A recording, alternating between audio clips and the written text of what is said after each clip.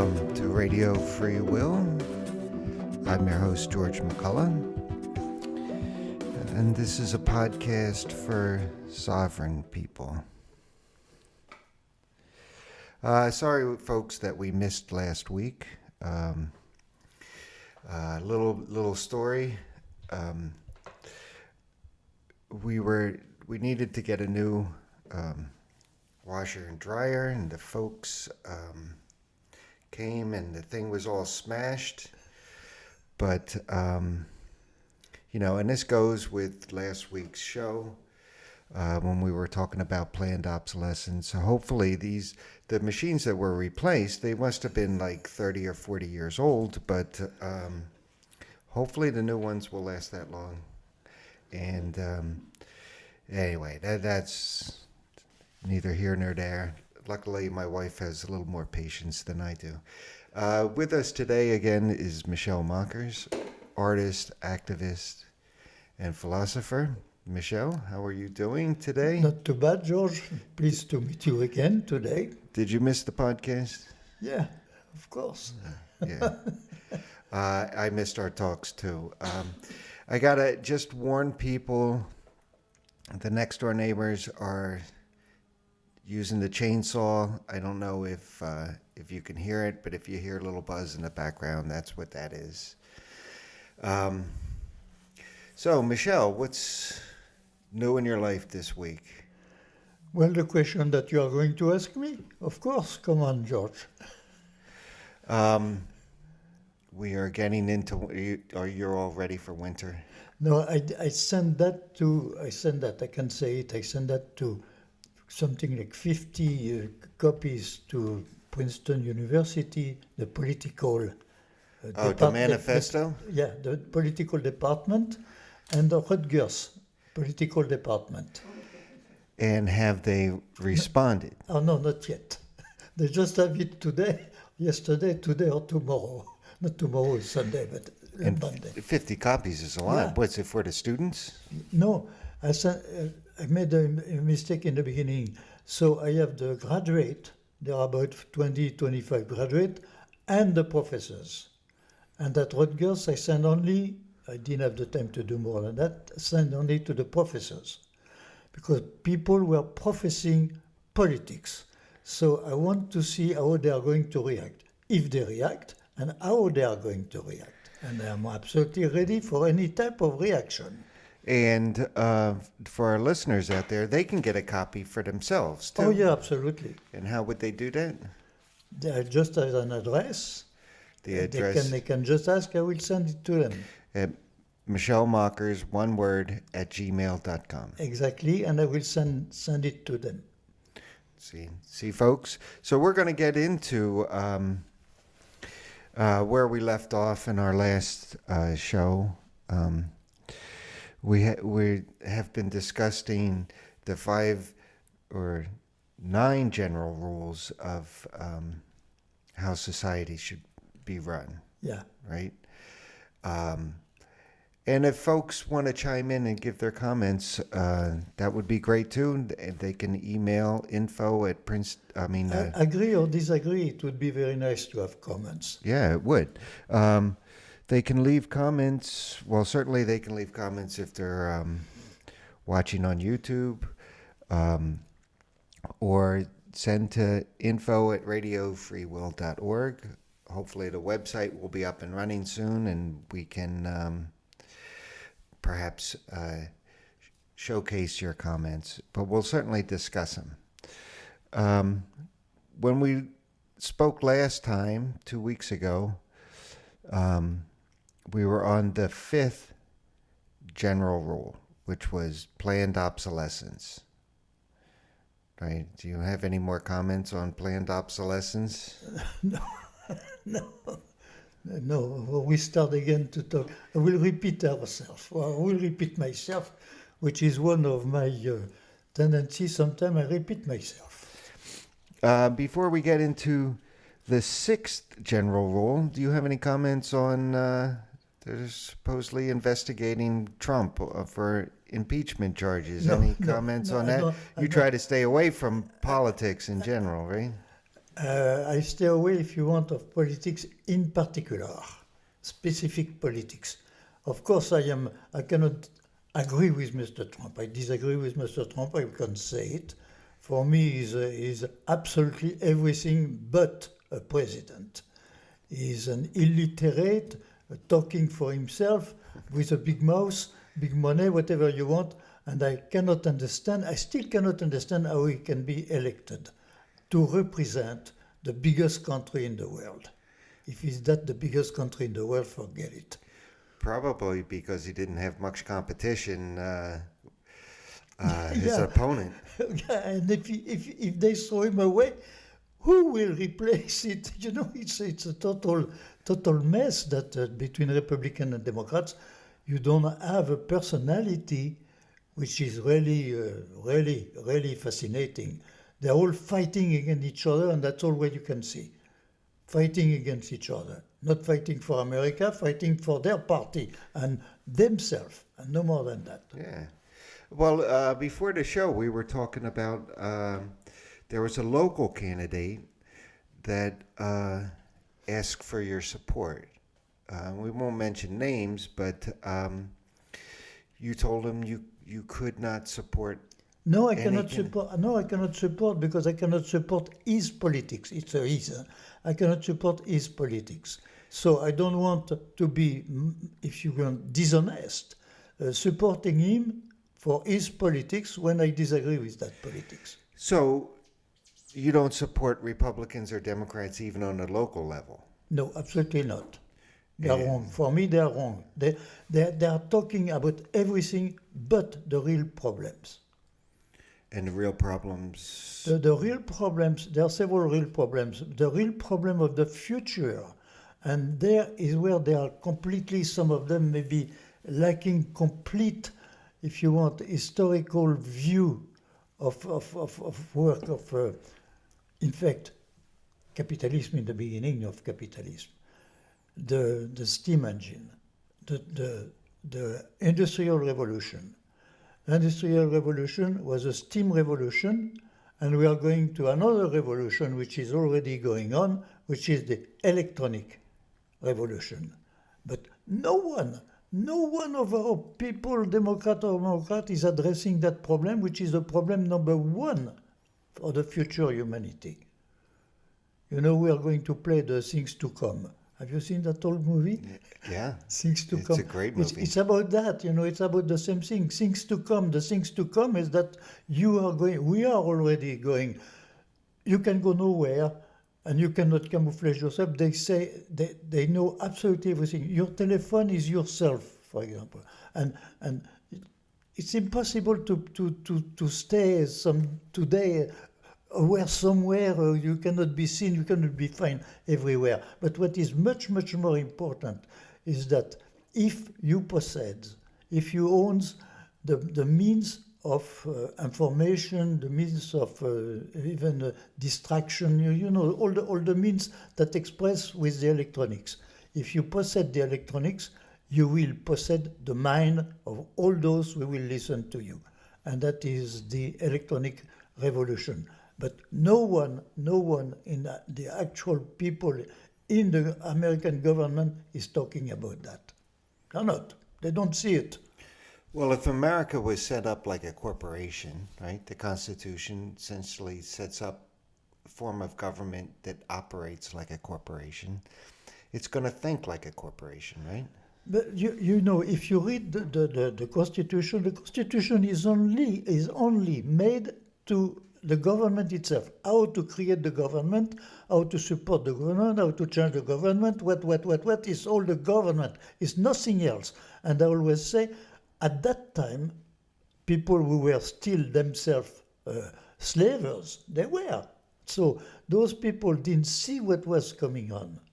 And they make a constitution that doesn't talk about people. The only thing they say about the economy, how the people are going to live is no more than 3 words: welcome of the people. That's all what the Constitution is talking about. Not giving any recipe on how to promote that welcome of the people. Well, the welfare of the people, it's a pretty broad statement, so it could be interpreted in any way, right? Yeah, but they don't give, they don't give. Any government would created a country, you should give something to the people, to how they are going to be, to act, to whatever. Nothing at all, because they didn't know, my dear. They didn't know. We are in the century. 3 centuries ago, we are still once more with slave owner people. The economy was completely different of what it is today. It was the economy of the rich people, in fact, using the people with no money or the slave people who do not pay. You just feed them, and that's it. So they could not, absolutely not foresee what would be the industry of the steam engine revolution. The steam engine was just nursing, if you want, at that time. So not used as their time. Now it has been used the next century to create precisely the Industrial Revolution, which was an industrial revolution which created communism. The industrial Do you think that as we move forward into this new century, this new industrial revolution, electronic revolution, electronic it's going to revolution. create a different kind of government? Yes. And- Absolutely, my And dear. that is the planet Absolutely. government? Absolutely. Well, I don't know if we will be the next government, but in any case, the use of the electronics as they start to be used will change the way of living of people. No question about that. But what for me is very dangerous, it's all the intellectual, spiritual, or what you want, means that you can have over the people to impose a way of thinking to the people. If you take the kids and when they are kids and start to be able to understand, and you put them in their head that it is like this, it is like that, it is like this and like that, they will follow for their whole life. They will believe that it is like this if it is like that, even if it is like this and if it is like that is wrong, but they will follow it. Do you think the kids are being lied to? Oh, come on. Any means of communication. You have kids today, they are 3 years old, they have already a telephone. What are we talking about? So they will be susceptible to really listen to all the radio, the TV, whatever it is. That will be depending on the people. We will own them. We will give them their ideas of what they want. Well, I got to say, 5, 6, 7 years ago, I felt like you could trust the internet. I know people, it's the internet, people lie all the time on it.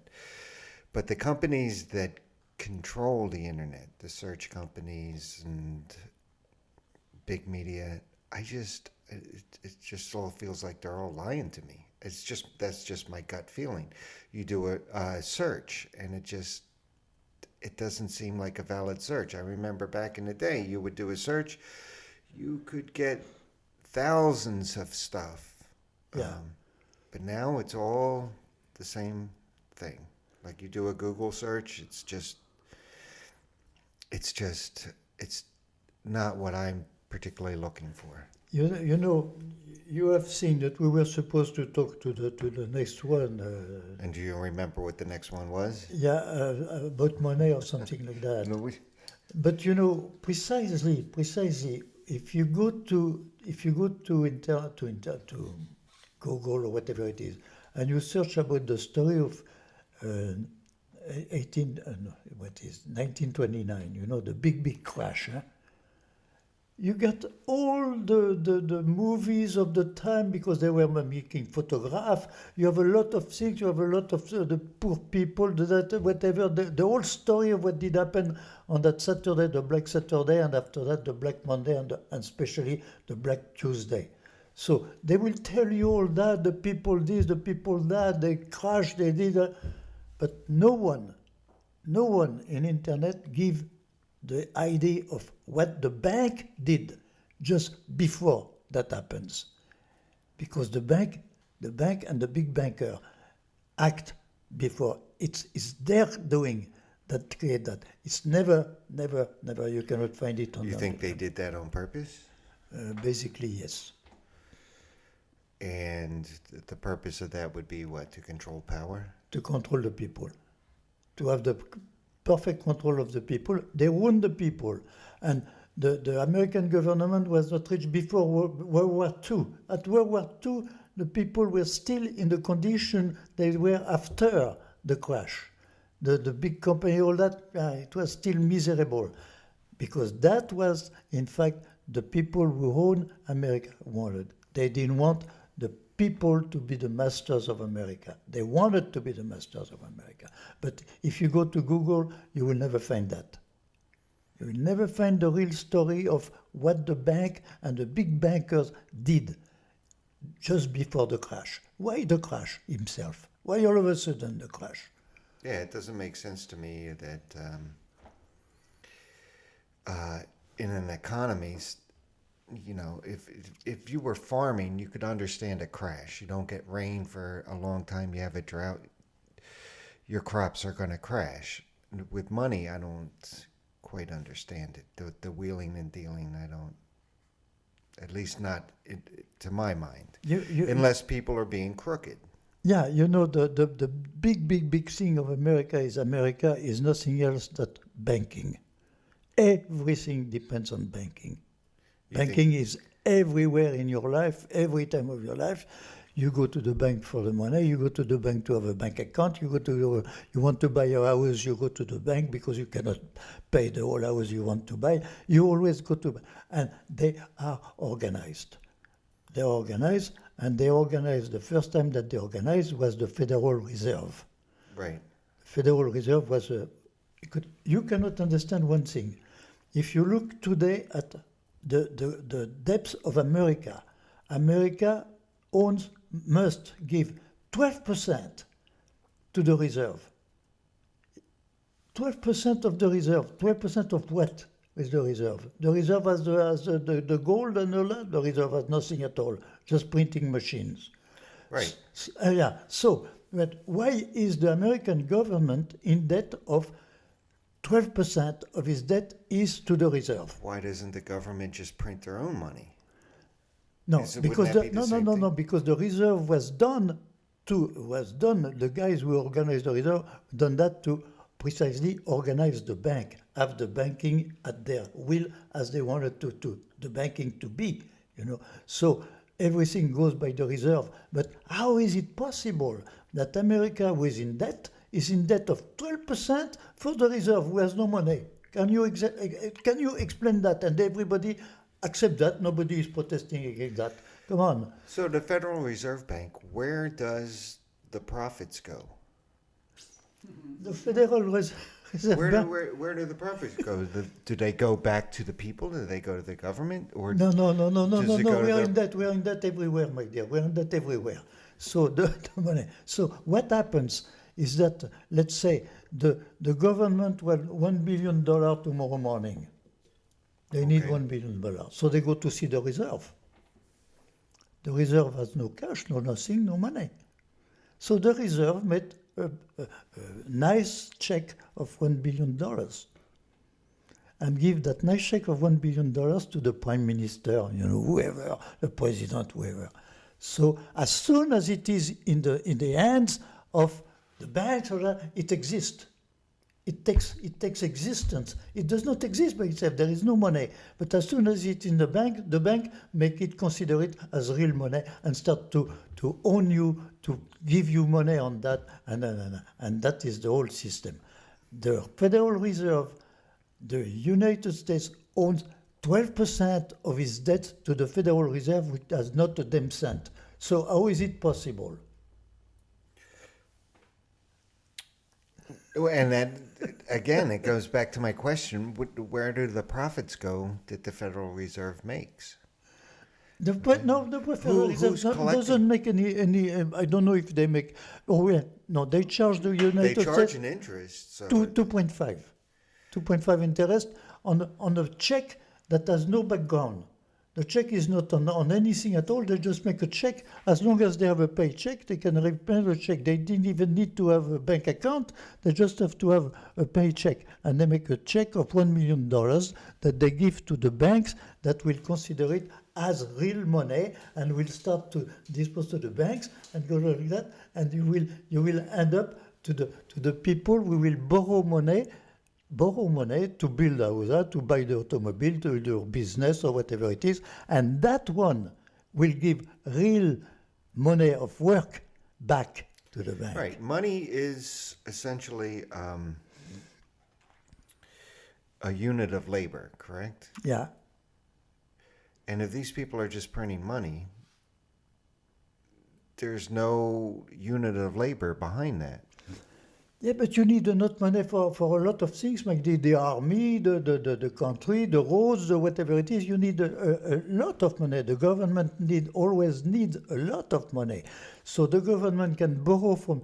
What is absolutely incredible is that the government can borrow from the Federal Reserve, which has no money. So when they give a check, it's a balloon check, but they make it as a real check as soon as it's in the bank. The bank consider it as a real check, and they start to give money out of the real check. And you know something, the banks are supposed to keep 10% of what they do, you know, Right. okay. But as soon as a bank has 10% of anything, it can loan you 90% of something else. Right. You give the bank, you go to the bank and you give the bank $100 to put on your bank account. So the bank can say, as soon as they can say, that 900, that little check, your little check of let's say $100 is 10% of 1,000. So we have 10% of 1,000. So they loan 900 on nothing at all on your check. And then they can loan out $810. Absolutely. It's a Absolutely. Ponzi scheme. And that's what they do. And that's what they do.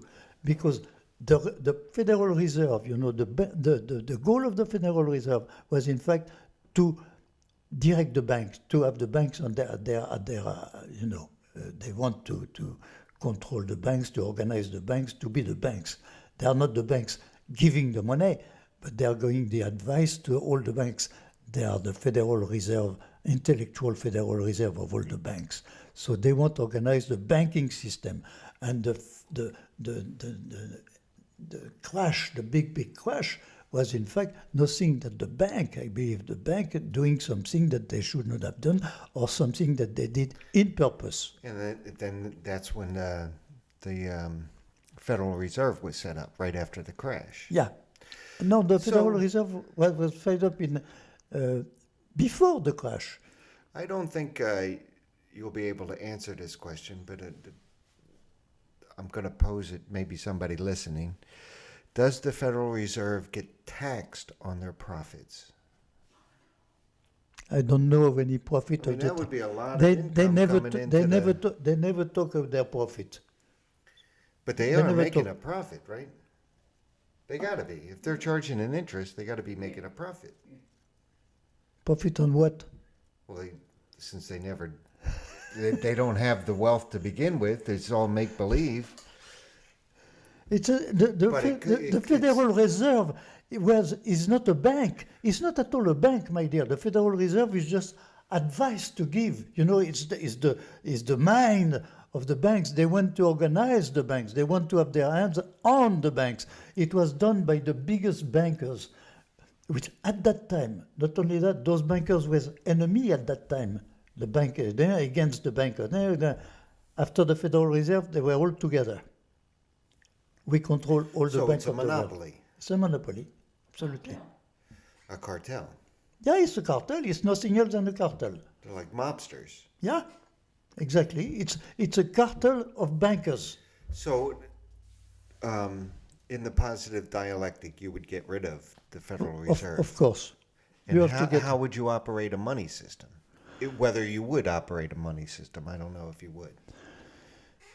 I'm not sure that we can. You know the term economy.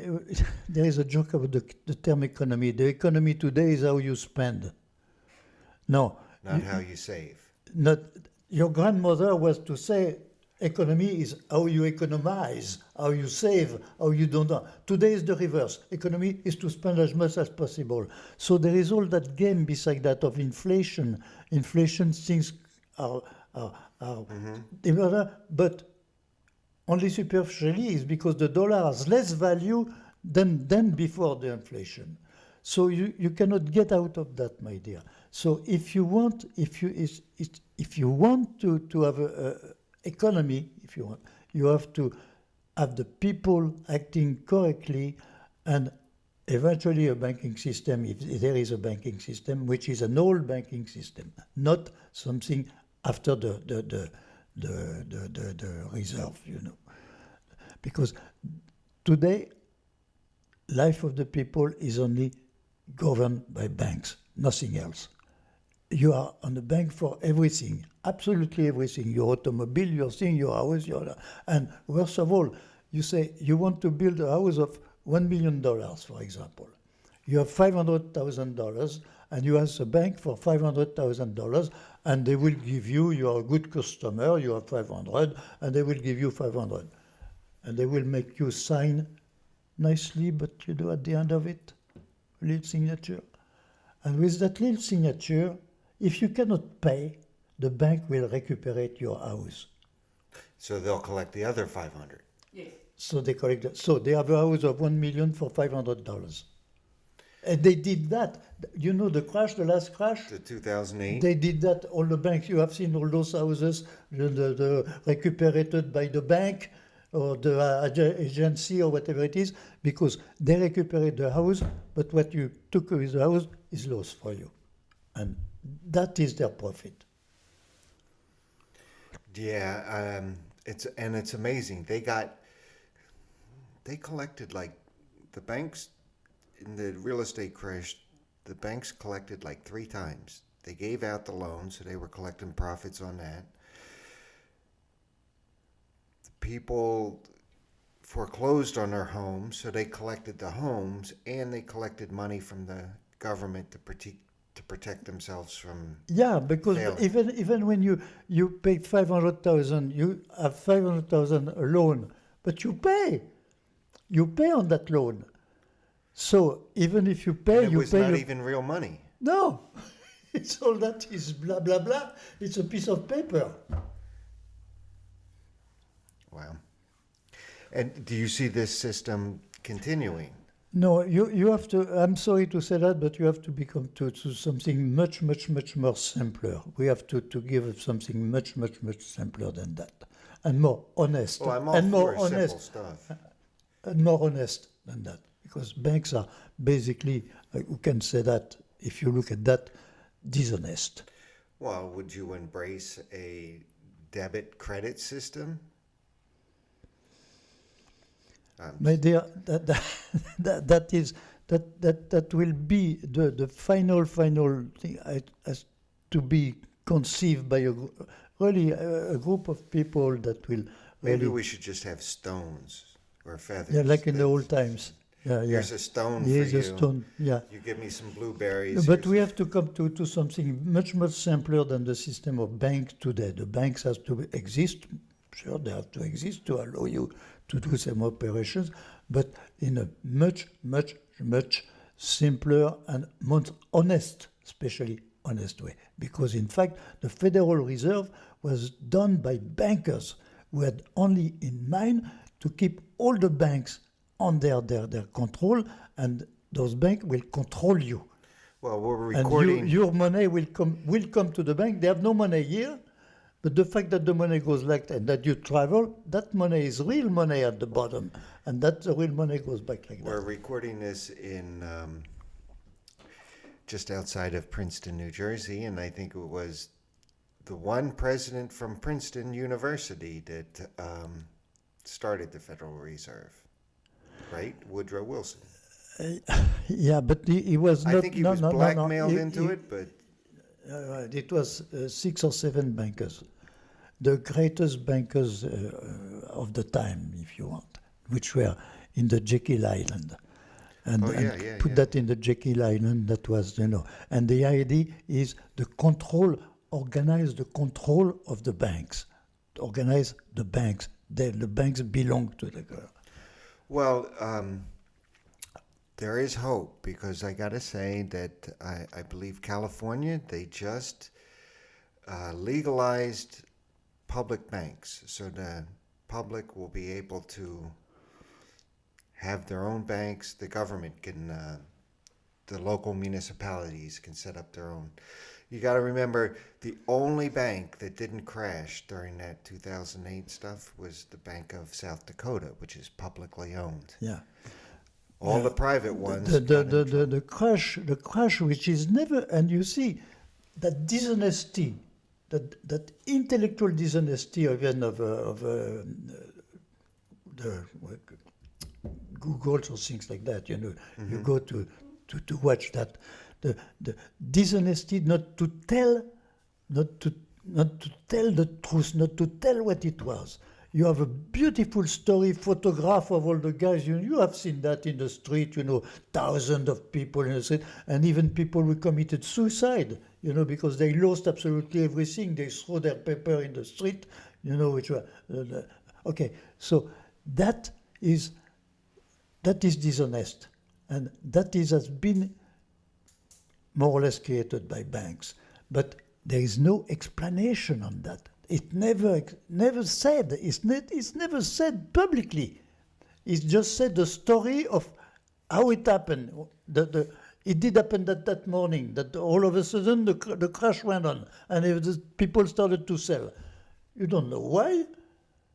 The real explanation is never given to the public. So you have a wrong idea of that thing. You have a wrong idea. Well, they just probably the bankers probably woke up one day and just said, for every $2, I'm only going to give you one. They made a decision. Nobody else. Yeah, but they started a little more. It's a little more complicated, or a little more sophisticated. That you are just saying, you are saying as a strict story. But how did the beginning the first, it started to go down? Why did it start to go down all of a sudden? There were too many people with too many, the people were too powerful. There are too many the money and all that in their hands. And that was the people, and that was no good. And the people have everything, no good. And it seems like if you speak up about it, you either get belittled or you get shot. Oh, yeah, of course. Of course. You know, in America, you have something very simple. When you want somebody not to talk too much, you shoot him. Because, you know, a bullet is less expensive than a head talking. So, or a lawyer, too. Oh, yeah. Just so that I looked the other day, I didn't pay attention to that, but the other day I paid attention to the, you call that, I'm missing my word all of a sudden. The government is made of the representative and the senators. So you have 60-something senators, or 100 senators or something like that. A big majority of lawyers. They are lawyers. How can lawyers have an idea about the machinery, the whatever you want? Lawyers, my dear. Lawyers are the people with their nose in their books. But how can a country which is supposed to be the most this, the most that, the most powerful, the most industrial, is directed by people who have their nose in books? Well, probably should get rid of the lawyers, and everybody should vote for healthcare providers, because they're the ones who are really connected to people in need. No, healthcare is another story. Come on, don't start on that today. Michelle, we only have about 10 minutes left, so let's do this rule, and we can say a few comments about it, even though we discussed a lot of this stuff here today. But we have to come back to some much more simpler and more honest things when the banking is concerned. The banks are basically a necessity, you know, to make the money. But for example, the stock market, that is completely. I saw a guy buying at 6 in the morning. I don't know how many British pounds, because at 9 in the morning he sold them and he made 1 cent on every. But if you have enough, if you have thousands and thousands, that make thousands and thousands of cents. So that is the stock market. The stock market is good at that. For the people who are specialists on the stock market, you make money out of the stock market. Selling, buying, reselling, rebuying. So that has to disappear. But we do want to encourage people to invest in this show. Yeah, of course. Let's get to rule number 6. We did touch on a lot of this stuff today, but what you have written is no financial markets or money cartels, no too much and no not enough, and no monopolies. So you're talking about balance here. Yeah, about the balance. The no monopolies is to avoid that the once more all the electronics will be in very few hands, a group or whatever, to forbid that. Because that is no freedom anymore. It's everybody So is no slave monopoly anymore. with the internet. No monopoly with, of anything. with television no, stations. No monopolies. No monopolies. No one corporation, whatever, can own that, and say what they want with that. Forget that. Because That is to me, dishonest. that's the way it seems like if you want to get rich in America, I mean super rich, you have to own a monopoly. Of course.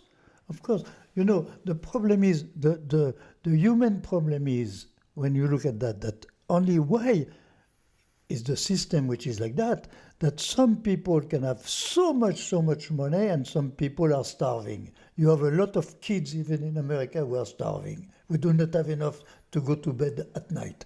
How can you accept that and accept that some people, they don't even know what to do with their money? If there is some election, they can give $1 million a year, $1 billion a year. You cannot do that. But that is too much. It has to be in between. I don't want to say a society where everybody is the same. Forget that. Everybody has to have his own personal, disposition to do this or to do that, to express itself. That is a necessity for human people. But at the same time, not too much. We must put a legal barrier as too much and help those who do not have enough. Absolutely. I can agree with that. I think that's a good spot to end this podcast on. Are you going to join me next week? Yes, of course. Because we still got quite a ways to go. Let's remind people how they can get the document, The Positive Dialectic, if they want to read it for themselves. How can they get I that? believe it's also on a website. It's on the website? Yeah. And the website is? No-pennies. Because I speak for the people with no money. Contrary to the people who have too much money. So, if you look at the population of America, the people with no money are the great majority. So, and they have nobody to talk for them. So so it's why the title is no-pennies.com. And the people can reach out to you via email? Yeah, absolutely. There is even the address on that. And they can give the address here. The email is Michel Mockers, one word, @gmail.com. And people can send comments to info@radiofreewill.com. And I want to thank you for coming on today. I thank you for asking me all those questions. We have a question from the audience. Can we have the spelling of Michel Mockers? Can we have the spelling of Michel Mockers? MICHEL-MOCKERS. Okay. I'll put that up on the screen so if people are watching the video, they can see that. I want to thank everybody for listening today.